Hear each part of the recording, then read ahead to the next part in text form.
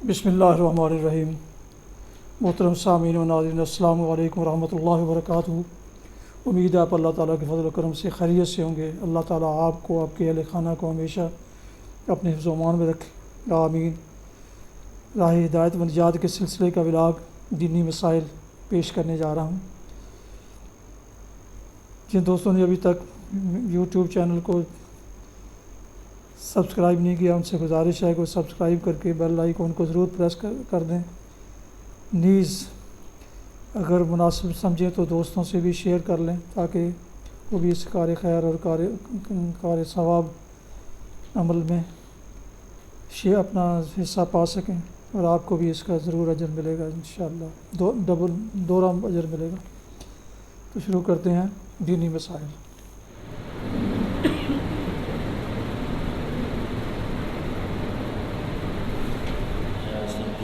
رضی اللہ عنہ فرماتی ہیں، حضور پر نور سے نقل کرتی ہیں کہ لیلۃ القدر کو رمضان کے آخر عشرہ کی طاق راتوں میں تلاش کیا کرو۔ حضرت ابو ذر رضی اللہ عنہ فرماتے ہیں، میں نے حضور اقدس صلی اللہ علیہ وسلم سے عرض کیا کہ شب قدر آپ کے زمانے کے ساتھ خاص ہے یا بعد میں بھی ہوتی رہے گی؟ حضور نبی پاک صلی اللہ علیہ وسلم نے ارشاد فرمایا کہ یہ شب قدر قیامت تک رہے گی۔ میں نے عرض کیا کہ رمضان کے کس حصے میں ہوتی؟ ارشاد فرمایا کہ عشرہ اول اور عشرہ آخر میں اسے تلاش کر۔ پھر حضور اقدس صلی اللہ علیہ وسلم باتوں میں مشغول ہو گئے۔ میں نے موقع پا کر پھر عرض کر دیا کہ حضور یہ تو بتلا دیجئے کہ عشرے کے کون سے حصے میں ہوتی ہے؟ تو حضور نبی پاک صلی اللہ علیہ وسلم اتنے ناراض ہوئے کہ نہ اس سے قبل مجھ سے اتنے خفا ہوئے اور نہ بعد میں کبھی ہوئے، اور ارشاد فرمایا کہ اگر اللہ تعالی شانہ کا یہ مقصود ہوتا تو پھر بتلا نہ دیتے۔ اور آخر میں یہ بھی فرما ہی دیا کہ آخر کی 7 راتوں میں تلاش کر، اور بس اس کے بعد کچھ نہ پوچھنا۔ جمہور علماء کی رائے یہ ہے کہ اس حدیث پاک کی بنا پر 27ویں رات میں سب سے زیادہ امید ہے شب قدر کی۔ آج 26واں روزہ ہے اور رات ہے 27ویں۔ یہ ویسے ہی نہیں بات مشہور، اس پہ بہت سے دلائل اہل علم نے ارشاد فرمائے ہیں۔ یوں تو طاق راتوں میں ایک رات ہے اور ان میں ایک 27ویں بھی ہے، لیکن اس کی ترجیح کی وجوہات بھی لکھی ہیں۔ ارشاد فرمایا کہ ہر شخص کو اپنی ہمت کے موافق یوں تو سال بھر کی سب راتوں میں اسے تلاش کرنا چاہیے۔ ایسا نہ کر سکو تو پھر رمضان میں جستجو رکھو۔ یہ بھی مشکل ہے تو رمضان کے آخر عشرہ کو غنیمت سمجھو۔ اتنا بھی تو اسے نہ ہو سکے تو عشرہ اخیرہ کی طاق راتیں جو ہیں وہ 5 ہیں، وہ عبادت میں گزارو۔ خدا نخواستہ اس میں بھی سستی ہو جائے تو سب سے کم درجہ یہ کہ 27ویں شب کو تو بہرحال غنیمت باردہ سمجھنا چاہیے۔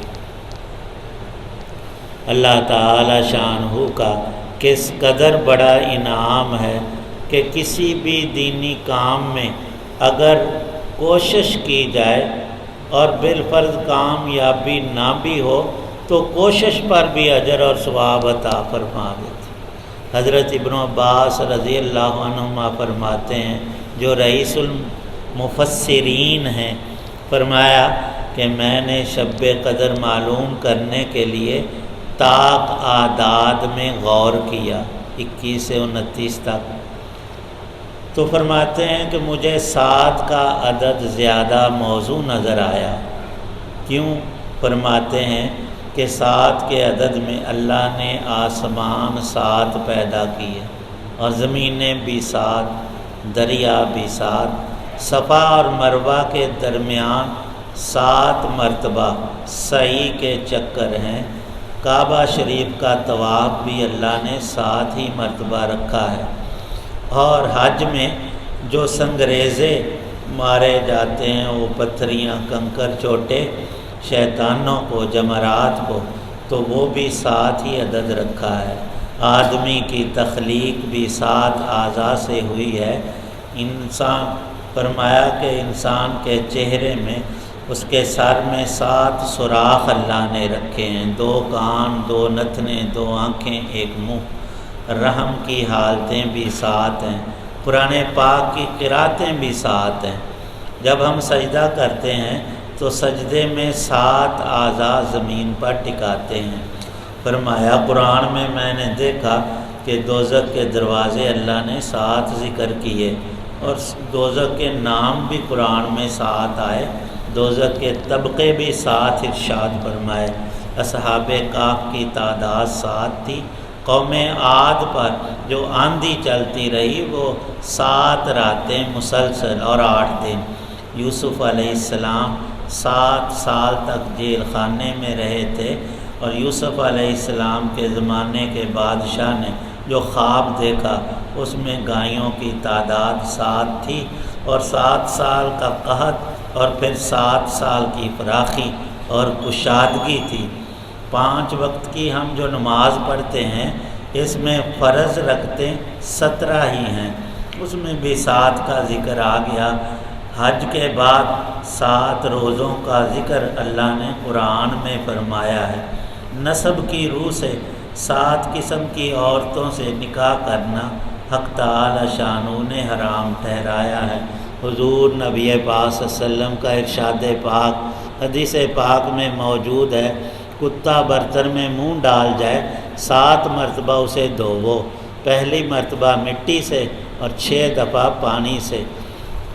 حضرت صلی اللہ علیہ وسلم نے اپنی امت کے شہیدوں کی 7 قسمیں بیان فرمائی ہیں، اور اللہ تعالی شانہ نے قرآن پاک میں 7 چیزوں کی قسم اٹھائی ہے۔ یہ حضرت ابن عباس رضی اللہ عنہما ارشاد فرما رہے ہیں، اور آخری قول عجیب قول ہے۔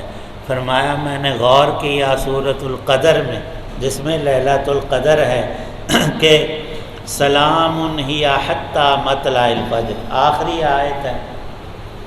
سلام کے لفظ تک 27 حروف بنتے ہیں، اللہ کی شان دے، 27 حروف ہیں۔ آگے ہے ہی حتی مطلع، ہی یہ رات، یہ شب قدر، تو ہو گیا کام سیدھا۔ تو آج کی رات تو ہمیں لگا ہی لینی چاہیے۔ یہ جو رات آ رہی ہے بڑی ہی پر نور برکتوں والی، تو یہ ضروری نہیں ہم مسجد، گھر میں اور جہاں سہولت ہو سکے اس رات کو، پوری رات کو عبادت میں مصروف اپنے آپ کو رکھیں۔ ساری نہ ہو سکے کچھ سو بھی لیں، منع نہیں، لیکن کوشش یہ کی جائے۔ اور مسجد میں ہمارا ایک سالانہ پروگرام بھی ہوتا ہے، اس میں ایک تو قرآن پاک جو تراویح میں پڑھا گیا وہ تکمیل، اور جن بچوں نے مکمل حفظ کیا ہوا ان کی دستار بھی ہوتی ہے اس رات میں، آج انشاءاللہ وہ بھی ہوگی۔ اور پھر ایک دوست نے کہا کہ سحری جو ہے، اب سحری آئے گی 27ویں والی، تو اس کا مسجد میں انتظام ہوگا انشاءاللہ۔ جو احباب یہاں پر رات بھر مصروف عبادت رہیں، گھر جانے کی ضرورت نہیں، تو اللہ نے یہیں کھانے پینے کا بھی بندوبست کر لیا۔ یہ آپ سب کے لیے، سب نمازی حضرات کے لیے جو بھی 27ویں شب میں یہاں سحری کرنا چاہیں تو سحری کا بندوبست بھی ہو گیا۔ اللہ پاک ہم سب کی جمیع عبادات کو قبول فرمائے۔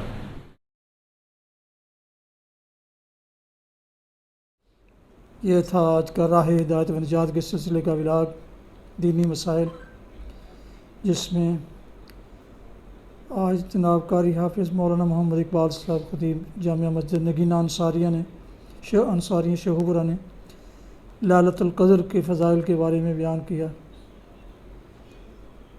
دوبارہ درخواست ہے کہ اگر آپ نے ابھی تک میرے یوٹیوب چینلز کو سبسکرائب نہیں کیا تو آپ کر کے بیل آئیکن کو پریس کرنا نہ بھولیں، تاکہ آنے والے ایسے روحانی اور قرآنی ولاگز اب تک باقاعدہ اور بر وقت پہنچتے رہیں۔ اللہ تعالیٰ آپ کا حامی و ناصر ہو۔ اللہ تعالیٰ آپ کو، آپ کے اہل خانہ کو ہمیشہ اپنی حفظ و امان میں رکھے، آمین۔ اپنا بہت خیال رکھیے، اپنی دعاؤں میں پاک وطن، والدین، اعزاء، اقارب، دوست و احباب، آباء و اجداد کے علاوہ اس ناچیز کو بھی ان میں شامل فرمائیں جو انتہائی شکر گزار ہوں گا۔ اسی پر آج کا یہ ولاگ ختم کرتے ہیں۔ السلام علیکم ورحمۃ اللہ وبرکاتہ۔ پاکستان زندہ باد۔ خدا حافظ۔